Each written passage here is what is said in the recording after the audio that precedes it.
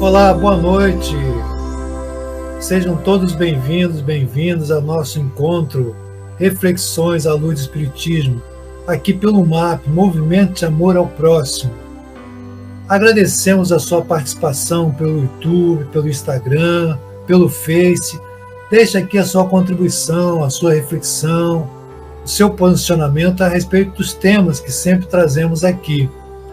E hoje nós traremos um tema assim, muito importante, porque nesse início de outubro é comemorado o Estatuto do Idoso. E aí nós vamos estar conversando um pouquinho a respeito do aspecto da saúde, do envelhecimento, da longevidade, do bem-estar.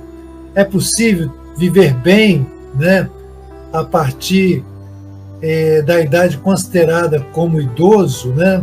Qual a idade que de fato o Brasil considera uma pessoa idosa, né? E a gente pode até refletir, tem um idoso do físico, tem um idoso da mente, qual lugar que a gente se encontra aí? Ou estamos nos dois ou estamos só em um deles, né? Lembrando que na literatura espírita traz-se a ideia de completista. Na obra de André Luiz, né, que veio por meio da mediunidade de Chico Xavier, cita lá a ideia do completista. O que é a ideia do completista?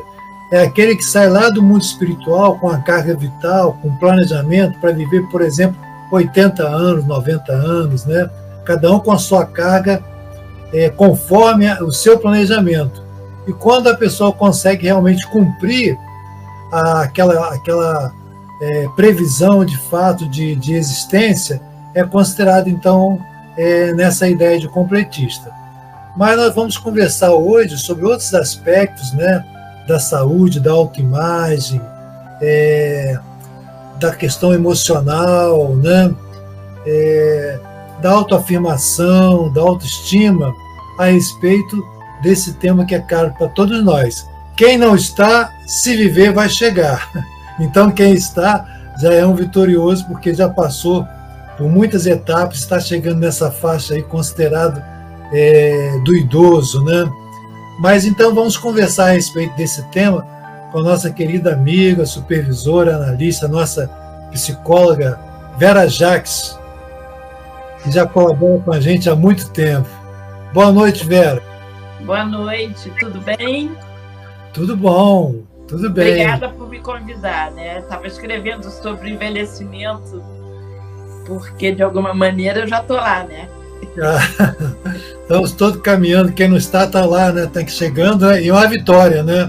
É uma vitória, né? Chegar nessa condição. Mas é um prazer sempre estar aqui. E nós é que agradecemos, e sempre bom lembrar, acho que você é recordista. Olha só, eu vou falar aí para o Ivan, que é o presidente do MAP, para a Rose, né, que faz a coordenação também do trabalho, da gente criar uma menção honrosa, né, um troféu para aqueles que mais produzem. E a Vera está nessa linha, porque desde o período pré-pandemia, na pandemia, nós fizemos várias gravações, né? Falamos do medo, do pânico, toda aquela situação, né? E para mim, pessoalmente, foi bastante terapêutico, porque a gente falava do medo que era nosso, do medo que era de todos nós, né? E do tédio também, né? E do tédio, do ócio, nós ficar preso, né? Sim. Mas graças a Deus, né, aquela fase passou e nós estamos aqui, então, para a gente conversar, Vera, a respeito da questão do envelhecimento. E eu vou pedir o Celso para colocar o nosso primeiro slide, que a gente vai citar brevemente, aí, olha só, o Estatuto do Idoso. Eu vou abrir aqui para citar alguns temas que o Estatuto contém. Interessante que ele foi escrito em 2003, mas houve uma atualização dele em 2022. Quem desejar entrar, entra lá no site, né, do governo federal, se não me engano, acho que foi lá que eu consegui pegar. Então tem vários aspectos, olha só, tem o direito à vida, direito à liberdade, ao respeito, aos alimentos, à saúde, educação, cultura e lazer, da profissionalização, da assistência social, do transporte, da habitação. Então, assim, muitos temas interessantes, né? Mas a gente vai aqui provocar com a Vera essa questão que ela traz para a gente, né? Como envelhecer melhor. Será que isso existe?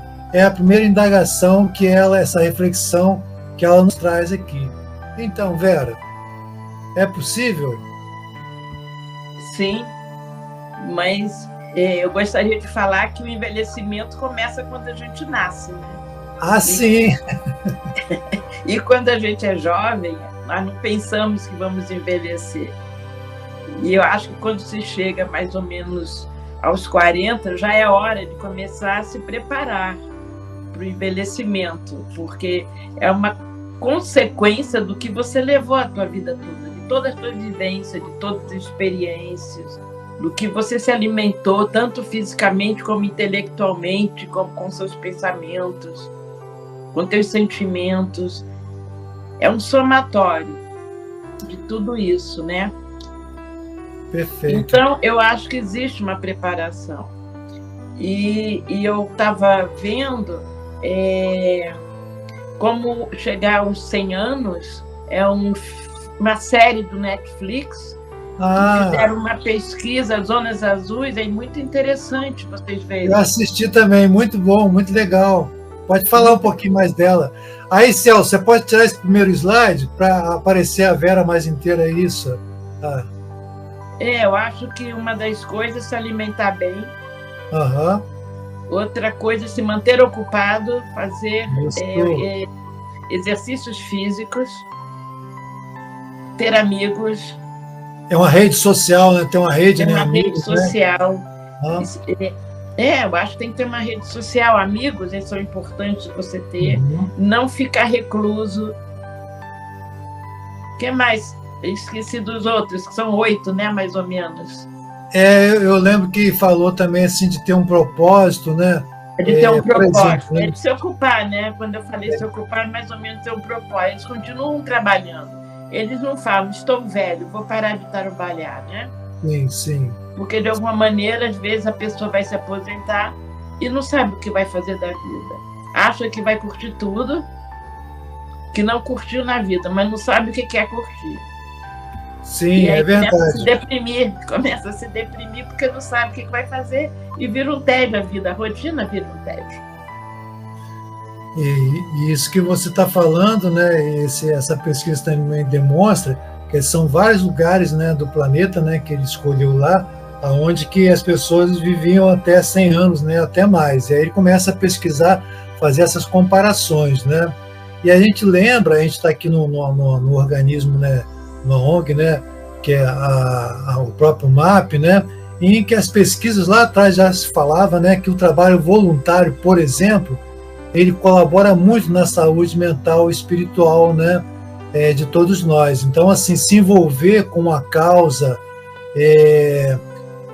a respeito de que faça questão para a gente, né, que é significativo, isso mobiliza, né, ajuda a se manter saudável, né? Eu acho que a pesquisa fala muito também disso, né? Não, sim, eu acho que a solidariedade, né, o compartilhar está sempre presente nessas pessoas. Uhum. E quando a gente faz isso, nós nos sentimos melhores, nós nos sentimos ocupados, gratificados, né? Eu comecei a escrever, né, Bira, o texto que eu mandei para você, para a gente poder fazer. A música de Roberto Carlos e Erasmo, quem espera que a vida seja feita de ilusão, pode até ficar maluco ou morrer na solidão. É preciso ter cuidado para mais tarde não sofrer. É preciso saber viver. Deixa o Celso colocar o slide. Coloca aí, Celso, por favor, o slide, que está com essa letra que a Vera está falando. Coloca aí para a gente, por favor. É preciso saber viver. Isso, está aí a letra aí. Ó. É a letra. É preciso saber viver e não viver na ilusão, né? Por que que eu falo disso? Eu falo disso porque a nossa sociedade cultiva muito a juventude. E nós temos que ter consciência das nossas crenças, dos nossos valores pessoais e termos alegria. Por isso que eu comecei. Eu escutei essa música em algum canto e me inspirou, que eu gosto muito de me inspirar com músicas, letras. Eu vou me inspirando. Eu também gosto, muito bacana. Eu falei, ó, isso a gente tem que saber viver. Vamos viver, vamos saber viver. Para de resmungar, para de reclamar, para. É isso aí.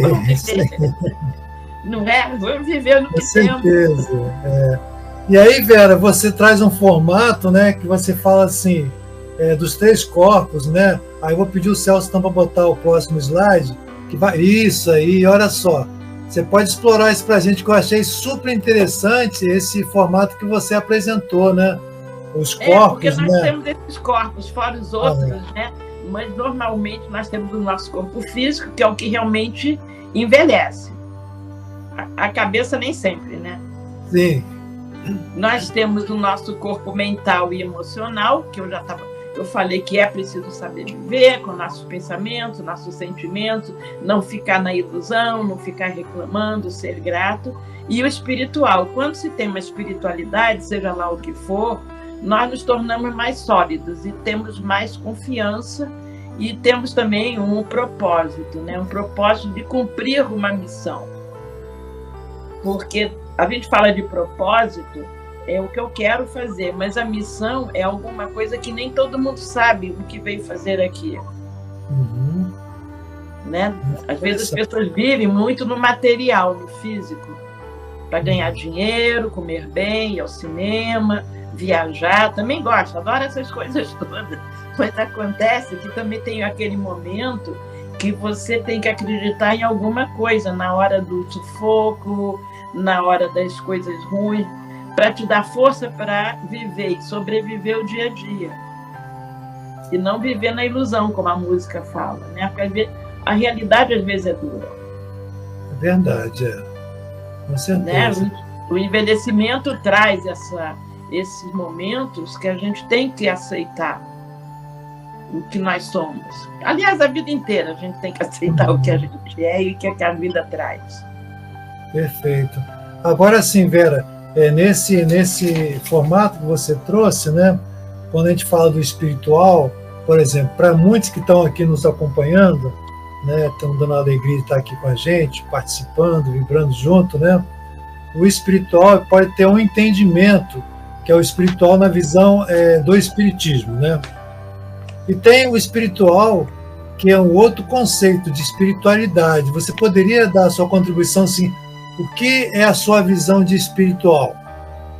Quando você fala aqui espiritualidade, você não precisa ter uma religião totalmente. É você cumprir os preceitos, né? Eu acho que de amor, né? De compartilhar,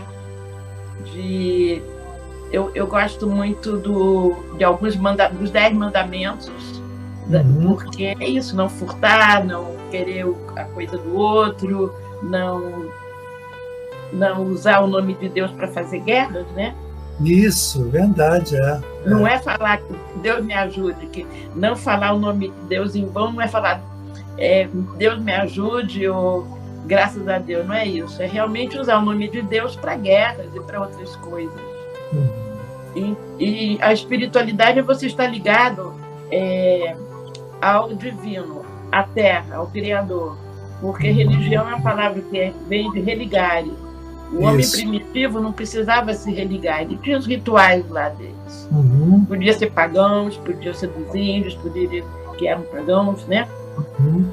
Mas eram rituais que eles cultivavam e cultuavam a natureza, respeitavam a natureza. O que nós não estamos respeitando, né? E quando eu falo de não respeitar a natureza, os velhos muitas vezes não se sentem respeitados, porque o velho não presta, o velho já está velho, o velho não serve para nada. E na realidade não é isso, né? O velho tem a sua contribuição. Bastante aí a cultura, né? A nossa cultura ainda está muito assim presa e cada vez mais, felizmente, né? Está vendo assim, falando dos ancestrais, né? Principalmente quando estamos falando assim como nós tivemos aqui com o nosso Léo de Ogum, falando da crença, né? afro, né, e de muitos trabalhos que são feitos, né, nessa área, muito estudo. Então ele fala assim, traz a gente para reverência, né? Então tem muitas culturas, e a cultura, né, se não me engano, da Umbanda, do Candomblé também, reverencia aquele que vem, que é um patrimônio que veio de cultura de aprendizado, né? Hoje mesmo estava tendo uma matéria, até no lugar onde que eu já trabalhei, atuei na educação, falando de como da liga, né, entre o jovem e o mais idoso, ou idoso, no aprendizado profissional. Aí estão fazendo cada vez mais o quê? Vagas para 50 a mais. Então, assim, falando dessa parte da cultura e do aprendizado, e várias empresas, né, empresas de ponta, né, grandes empresas do Google e outras grandes empresas, tipo desse tamanho mesmo, dessa dimensão, têm feito experiências de quando você vê o jovem daquela geração Y, Z, etc., né, com o que tem mais tempo, como está sendo bom. Porque aquele que já tem um patrimônio ali com ele, e aquele que está chegando tem uma certa expertise, mas não tem a vivência, não tem a maturidade, né? Às vezes são muito apressados, muito assodados, né? E requer. Então, esse trabalho dessa articulação ela é extremamente necessário. Mas você falou, então, desse modelo da espiritualidade, do físico, do mental, que é isso tudo que vai nos dar assim, uma linha do saber viver, né? Falando para quem influencia o outro, né? Eles não estão separados. Estão interligados, né? Estavam ali, um influencia o outro. Quando eu tenho uma espiritualidade, quando eu tenho um autoconhecimento, quando eu domino meus pensamentos, quando eu cuido bem do meu corpo, eu consigo um envelhecimento melhor. Muito bem, Claro esse equilíbrio, né? Claro está aqui que quanto mais instrução nós temos, mais fica fácil envelhecer. Sim. E quanto menos trabalhos braçais nós fizemos, também. Então, nós temos uma diferença, mais uma vez, da diversidade, da diferença de classe, do que vivemos, né? Que para nós é muito mais fácil envelhecer do que para aquele que vive na lavoura, que às vezes morre bem mais cedo, porque usa o seu corpo como instrumento de trabalho. Isso é importante falar. Mas a alegria, uma espiritualidade, acreditar que vai dar tudo bem, né? Comer bem. Para comer bem você não precisa ter muito dinheiro. Porque o pessoal, ao contrário, para trabalhar muito, se entope de fast food. É interessante que nessa pesquisa que você citou, né, as Ilhas Azuis, né, faz uma comparação, inclusive, com a alimentação dos americanos, onde você gasta muito mais, né, tem um nível socioeconômico absurdo, fazendo comparação com um país, né, que tinha lá a situação socioeconômica muito menor, mas que a qualidade de comida era melhor do que no país desenvolvido. Então, mostra que nem sempre, né, o poder aquisitivo resulta no bem-estar em saúde, né? Aí é uma questão que é interessante que a pesquisa fala. Fala, então, da alimentação, né? Quando você diz, né, do espiritual, do físico, do mental, do exercício, né, do lazer, do lúdico, das artes, né? Tudo isso é importante para que esse envelhecer ele seja com mais qualidade. Porque a sua provocação inicial, ela continua, acho que ela vai permear todo o nosso encontro. Como envelhecer melhor. Como envelhecer melhor, porque na realidade é como nos alimentamos. Não é só como digerimos os alimentos e como digerimos os alimentos. Isso é muito importante. Como digerimos. Se nós comemos fast food, gordura, a digestão vai se tornar pior. Se eu me alimento de pensamentos ruins, a minha vida vai se tornar pior. Muito Se bom. eu me sinto vítima, eu não vou conseguir nada. Eu fico paralisada, esperando que o outro me carregue. Se eu aumento meus sentimentos, né, Eu tenho que saber dos meus sentimentos, eu tenho que curtir meus sentimentos. Mas eu também não posso ficar só nos sentimentos, eu tenho que usar a razão. Tem que manter essa zona de equilíbrio aí, né? E aí a gente entra no outro fator, que é o autoconhecimento. Quanto mais autoconhecimento nós temos de nós, mais fica fácil a gente viver e, por conseguinte, envelhecer. Agora, Vera, assim, antes de fazer a próxima indagação, que você está falando assim, é possível ressignificar a velhice? Você fala de precisamos ressignificar a velhice, né? Mas antes de você trazer para a gente essa resposta, sua elucidação, nós queremos aqui informar para quem está chegando agora que nós estamos aqui conversando com a psicóloga Vera Jacques, falando sobre a questão da longevidade, envelhecimento, autoestima. E você pode deixar aqui a sua contribuição, a sua fala, a sua indagação, seu posicionamento, para que a gente possa interagir. Então, a gente agradece sempre a participação de todos que acompanham aqui o MAP, Movimento de Amor ao Próximo, pelas redes sociais. Mas então, Vera, você traz, eu acho que a gente pode até botar o próximo slide, que está trazendo essa questão se é possível ressignificar a velhice. O que você quer dizer com isso, né? Eu acho que é o outro slide depois. O outro slide? Eu acho que é o outro depois. Deixa eu ver aqui. Essa aqui? Não, isso aí, a consciência é um pensamento do Locke, que fala que quando nós estamos velhos, eu vou resumir, né? Que quando então nós estamos velhos, a gente olha e será que eu sou aquele que eu fui ou quem será que eu sou? Mais ou menos isso. As pessoas podem ler, né? Deixar um pouquinho aí que as pessoas podem ler. Sim. Porque a ressignificação é você não ficar, eu estou velho, a vida acabou, pronto. É você começar a olhar que você ainda pode fazer muita coisa. E que você deve fazer muita coisa. E que você tem a liberdade agora. Porque você pode escolher com mais tranquilidade. Porque você já fez tantas escolhas, algumas deram certo, outras deram errado, mas que agora você pode escolher dentro das suas limitações. Na realidade, cada um vai ter que saber se vai poder ressignificar ou não. Agora, eu insisto em dizer que não digam, não deixe ninguém dizer que você está velho, porque o olhar do outro é diferente do seu. Porque os filhos ou os parentes, você está velho, não pode fazer isso. Você não está velho, pode fazer isso. Esqueceu a chave, está velha. O jovem, quando esquece a chave, está estressado, está ocupado, está trabalhando muito. O velho está velho. É o que acontece. Então, às vezes, os filhos falam que nós estamos muito velhos para fazermos algumas coisas. Algumas pessoas acreditam. E nós não devemos acreditar nisso. A gente tem que saber do nosso potencial. O que eu quero fazer? O que eu ainda posso fazer? Sim, perfeito. É porque o ser humano é incoerente. Então, ao mesmo tempo que, às vezes, as pessoas nos acham velhos, também acham que a gente está muito jovem também, que deveríamos fazer mais coisas. Então, é incoerência total. Pô, foi parada, porque você não faz mais coisa? Por que não toma conta dos meus filhos? Interesse.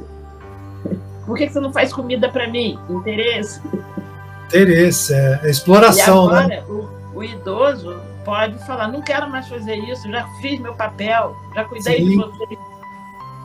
Agora eu vou viver minha vida. É verdade. E isso aí abre... A ressignificação está aí, né? De não ter mais obrigações impostas pelos outros. Sim. E saber dizer, não estou afim. Não estou afim de sair hoje, não estou afim de fazer isso. Quero ficar quieta. Isso aí. E agora, Vera, assim, essa questão da fala, né? Você está velho, ela vem carreada do preconceito, né? Do desrespeito, né? Porque essa questão de se auto-perceber-se velho ou idoso é um aspecto, né? Como se a gente vai falar no próximo encontro, né, da autoimagem, etc., os limites, etc. Mas isso quando você está com a sua consciência, está se ressignificando. Mas quando vem de fora, ela vem com a carga, com a expressão que está sendo muito utilizada, né, dessa questão do etarismo, né? Ah, você já tem tanto tempo, você já tem tantos anos, e por isso você já tira da pessoa a condição do potencial que ela tem para fazer e faz. Então, só lembrando aqui, né, lembrando assim, falando da nossa cultura, né, aqui do Brasil, a gente vê assim, vamos pensar assim, em cinco ícones da música brasileira.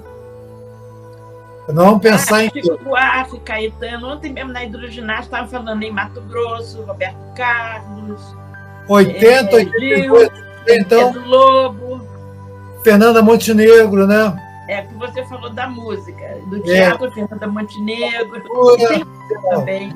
Natália Timber, né? Tem também o Tony Ramos. Sim, então, assim, vários que estão, o Lima Duarte, né?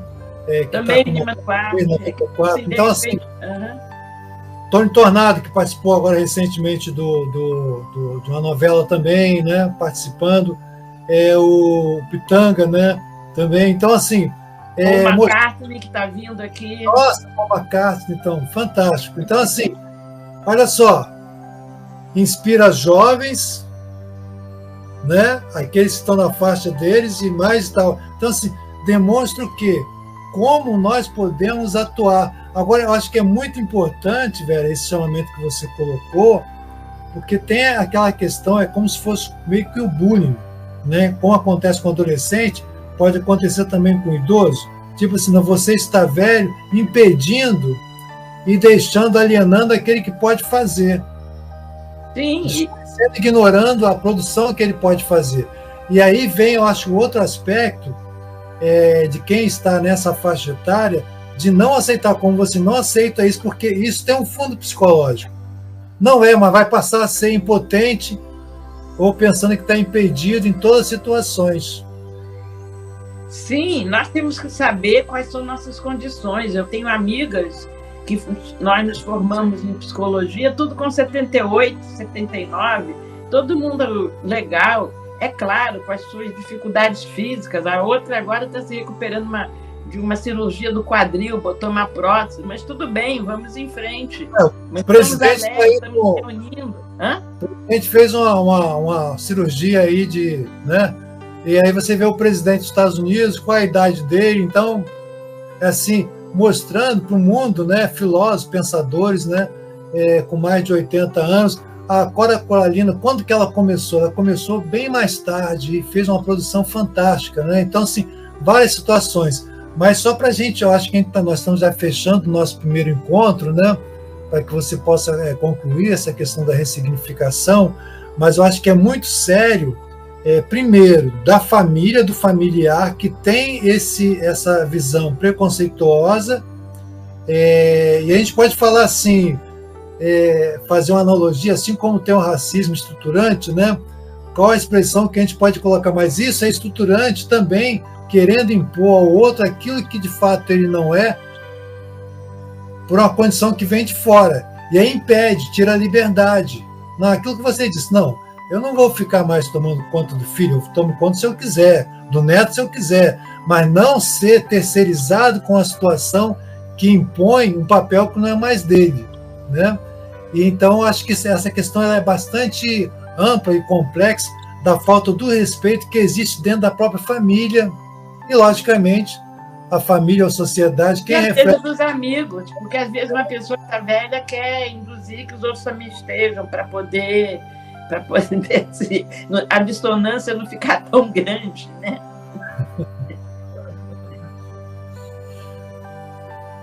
Então é isso. Você pode concluir, então, essa ideia do ressignificar, só reforçando mais o que você disse? Sim, eu acho que nós temos...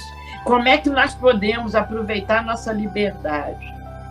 O que a gente ainda pode fazer? Eu acho que a gente ainda pode fazer muitas coisas. Sim. E fazer, né? E fazer o que nós temos competência para fazer, o que nós amamos fazer também. Exatamente. Perfeito. Né? E viver. Eu acho que é importante viver, saber viver. Nós estamos vivos. Enquanto tiver vida, nós temos que viver da melhor maneira possível. E aí vem a questão do estatuto, que deve ser cumprido, né? E cada vez mais a sociedade deve se mobilizar para que esses direitos sejam considerados, sejam respeitados.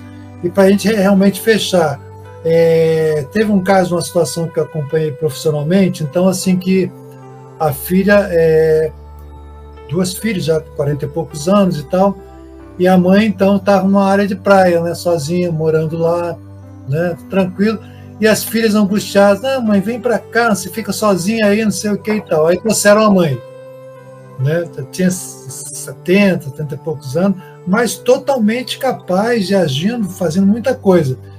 E aí, nos primeiros dias, as filhas acompanham um pouquinho, mas depois cada um sai para trabalhar. Aí chegava, aí ela não queria morar com os filhos, então alugaram um apartamento pertinho. Chegava lá, dizia que ela estava triste, parada. Aí, um dia a filha chegou e a mãe estava lá toda paradinha, sem falar nada. Disse, olha, eu quero falar uma coisa para vocês. Aí mostrou para ela o quê? Olha, já aluguei um outro apartamento, lá em Saquarema, por exemplo, né? Na área de praia, estou voltando para lá. Mas como? Você não disse nada e tal, tal. E aí, mas foi o que ela fez. Então ela veio e saiu do contexto dela para uma opção, entre aspas, da família, para ficar mais fácil para a família, e ela começou a adoecer. E ela tomou decisão, essa é a questão. Se a pessoa tem a condição de decidir, então é com ela. E então ela volta para lá, e aqueles sintomas desapareceram, tem os amigos. Então, volta e meia a filha liga, porque às vezes o que é melhor para os filhos não necessariamente é melhor para aquele que está na condição, né? Não, porque os desejos são diferentes. O desejo dos pais, da mãe, dos velhos, dos idosos, são totalmente diferentes. O olhar é diferente.